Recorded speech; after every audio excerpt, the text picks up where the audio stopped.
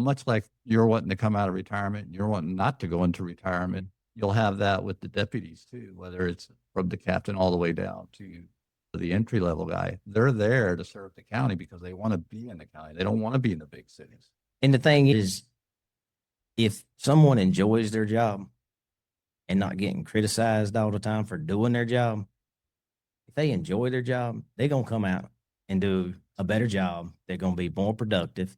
And the citizens are going to See that. gain from that. Yes. Because now here's the deputy that's wanting to get out there and do his job because he ain't getting criticized for saying, yeah, you should have said no or yes. It just, that Saturday night quarterback and looking at a body cam, the job was handled. The job was done right. There was no complaint.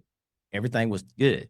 And then you're going to do a Saturday night quarterback, is what I call it, from 2 or 3 people to look at it when the deputy had 3/4 of a second to make a decision.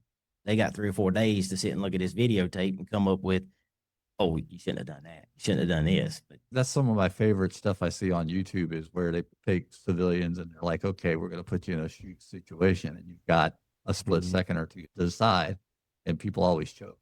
And I just think that from what you're saying, it's boiling down to leadership, 100%.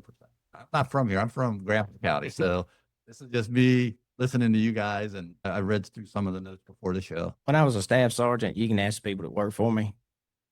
When it come time to go in the door, I was the first one in the door. I wasn't standing back there half a mile down the road sitting in a Mobile command truck. mobile command. I wasn't sitting in that. I was right there. And that's the way you lead. Yeah.